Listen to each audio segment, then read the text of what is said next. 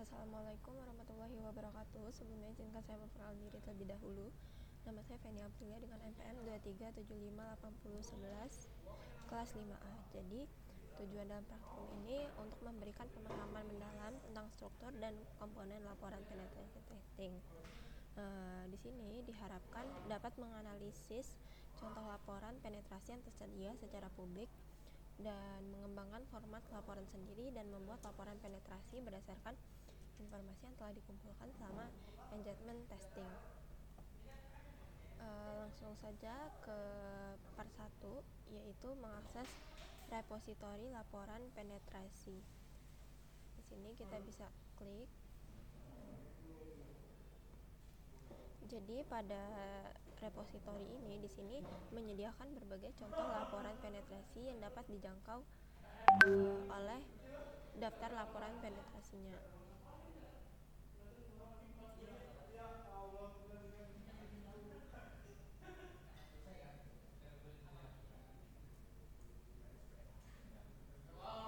Nah, di sini kita bisa analisis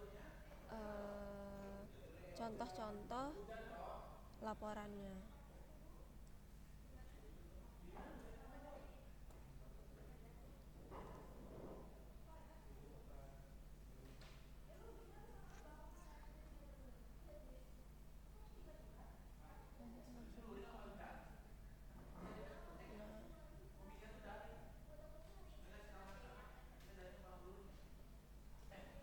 Kita bisa lihat-lihat di sini.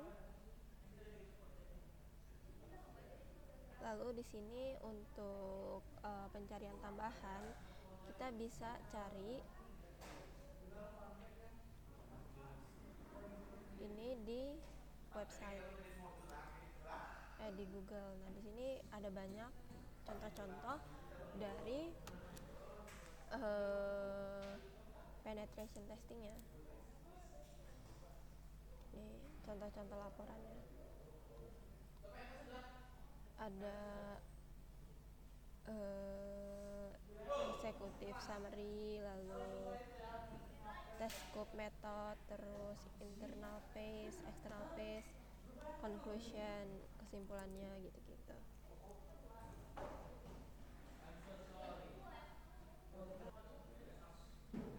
Oke, lanjut ya. Lalu di sini kita disuruh analisis 3 laporan penetrasi. Nah, di sini dari pencarian saya di sini saya menemukan 3 referensi di sini.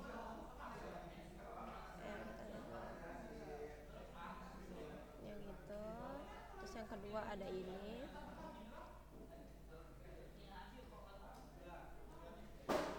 Lalu yang ketiga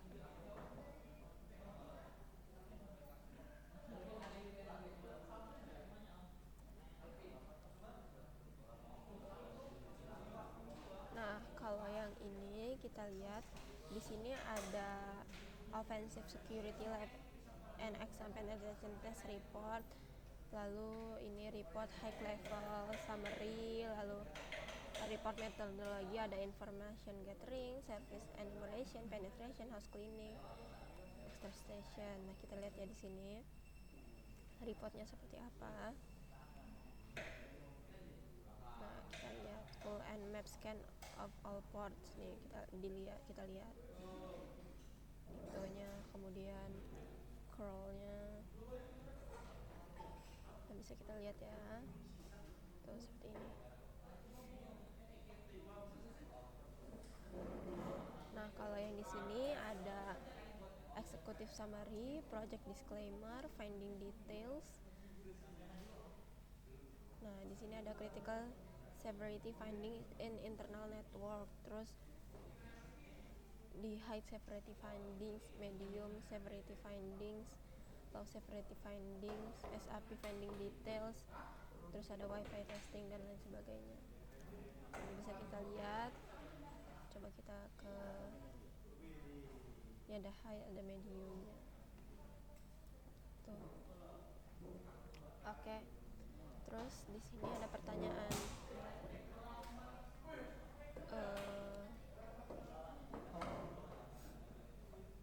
Jadi dari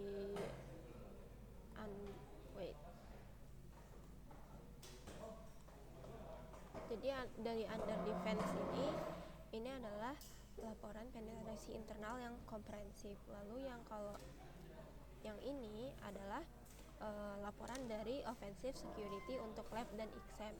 Nah, kalau yang ini laporan penetrasi untuk example institute.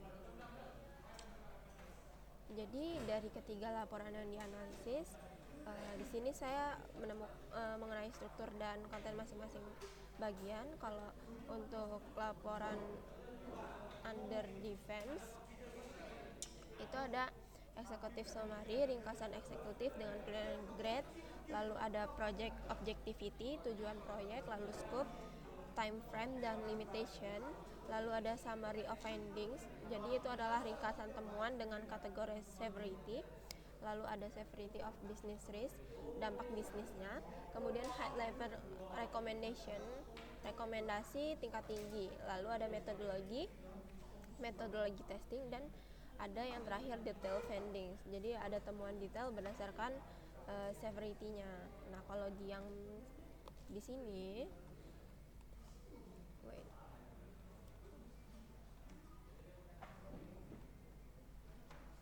di sini ada pengantarnya pertama, lalu ada objektif tujuan assessment-nya, lalu requirement persyaratan laporan, kemudian high level summary, ringkasan tingkat tinggi, lalu recommendation, dia memberikan rekomendasi, kemudian metodologi dengan breakdown detail, lalu information gathering, service enumeration, penetration, dan house cleaning.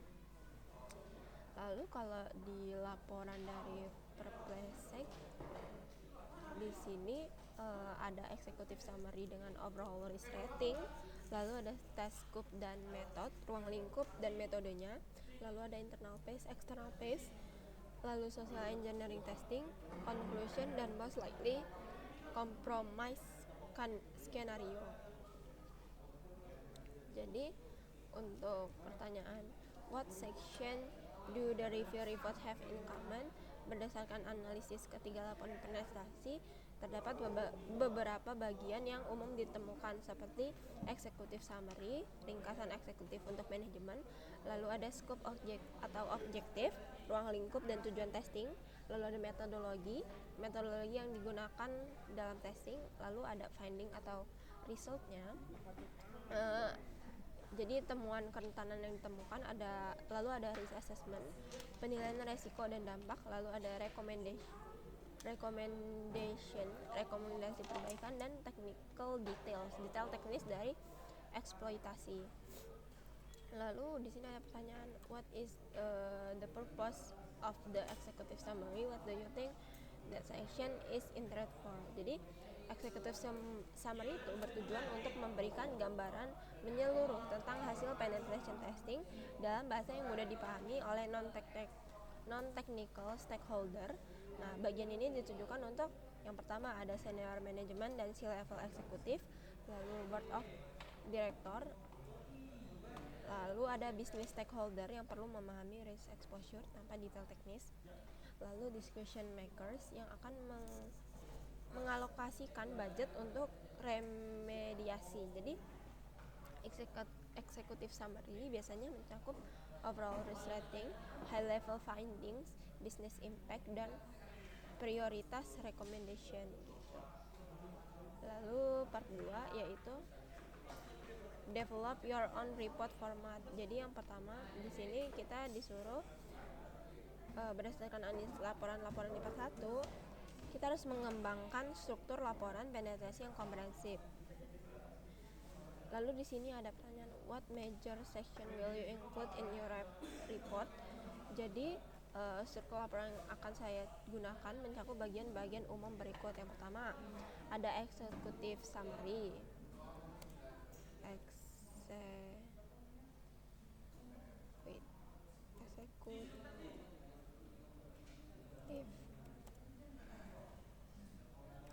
summary, lalu yang kedua itu scope and objective,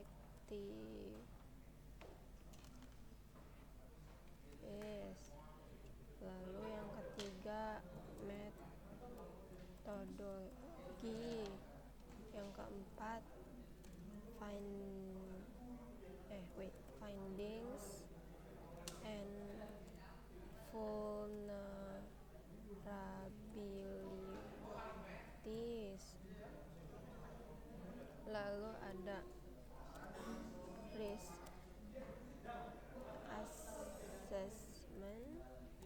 lalu ada recommendation, lalu ada technical appendice. Nah, di sini create your outline in the table below using your major section of headings. If you use space, replace the table on another piece of paper. You can also numbering if you wish.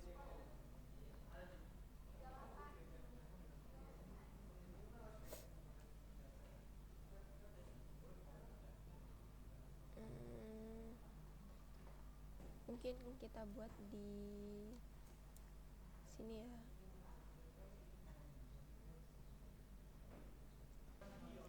Nah, di sini saya ada executive summary, itu ada isinya overall list assessment, lalu key finding summary. Jadi ada ringkasan eksekutif yang berisi overview singkat hasil testing, lalu overall list rating, key findings, dan high level recommendation untuk manajemen.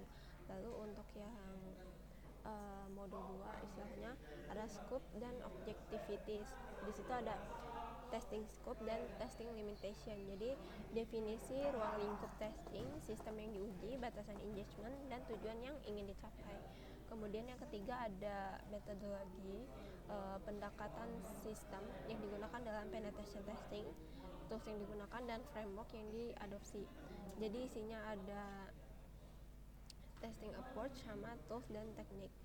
Lalu di yang 4 yaitu ada findings dan vulnerability, yaitu detail temuan kerentanan yang ditemukan dikategorikan berdasarkan severity level. Isinya ada critical severity, high severity, sama medium, atau enggak ya gitu, medium dulu baru high bisa. Lalu ada low. Lalu yang kelima ada risk assessment.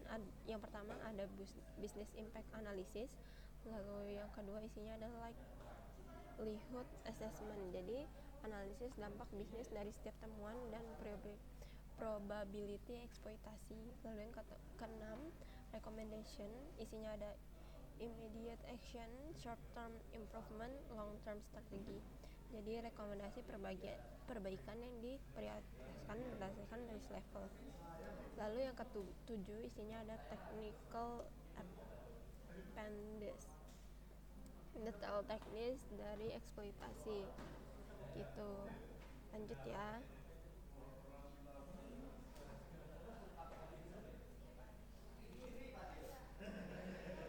Section kedua yaitu assign content to report section. Berdasarkan informasi dari engagement proto security solution untuk klien Pixel Paradise Inc., saya mengorganisir informasi ke dalam bagian-bagian laporan yang sesuai. Ini adalah kalau seperti ini recommendation. Lalu misalkan isinya adalah company has growing pain that have led some several vulnerability, task must change with new success.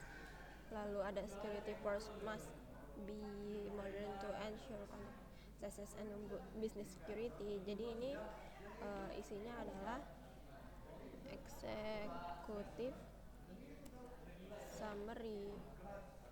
Kemudian kalau misalkan isinya adalah goals, itu ada scope and objectives.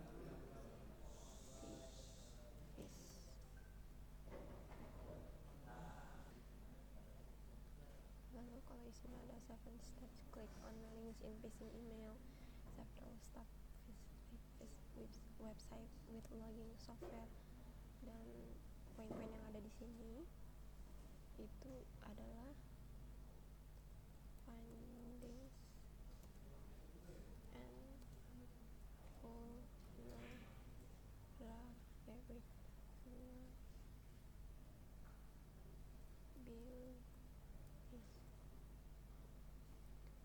Lalu jika isinya adalah proses, ini adalah metode lagi. Lalu yang terakhir, nah lanjut ya. Jadi kalau yang diproses itu adalah proses dan prosedur. Nah lalu kalau misalkan isinya adalah general kayak hire cyber security manager, strength dan admin security control, lalu ada spesifiknya, lalu ada isi annual user security or training, lalu periodical testing with phishing emails and other SA attacks, remove rogue service and hidden page, lalu ada sampai ke replace cameras. Ini adalah recommendation, ini adalah isi-isi dari recommendation. Misalkan dia kayak nyuruh hire cyber security manager gitu. Lalu kalau ini adalah misalkan company has growing, lalu security posture must be modern, lalu new staff will implement, itu summary. Lalu kalau ada isi contract to comprehensive black box training, black box testing, security personnel aware that some test all internet device and network in scope. Ini adalah purpose and scope gitu. Oke, lalu di sini ada yang pertiga itu kita disuruh bikin report penetrasi kita sendiri. Nah, di sini saya sudah ya membuat ini. Di sini laporan, contohnya laporan testing Visual Paradise.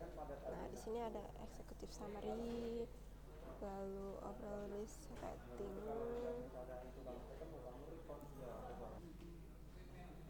lalu ada misalkan overall dari sini overall risk ratingnya adalah high, lalu ada scope and activities, ada testing objective, lalu ada scope definition, methodology testing approach, social engineering testing, network and infrastructure assessment, web application testing, IoT and device discovery, lalu ada findings and vulnerability. Sini ada critical safety findings. C1 ada unauthorized internet network access via root web server, misalkan risk levelnya adalah critical ya, risk level yang ada yang high, yang ada yang tinggi gitu. Lalu yang kelima ada risk assessment, business impact analysis, financial impact, operation impact, compliance impact, recommendation. Seperti ini. Lalu yang ketujuh adalah kesimpulannya.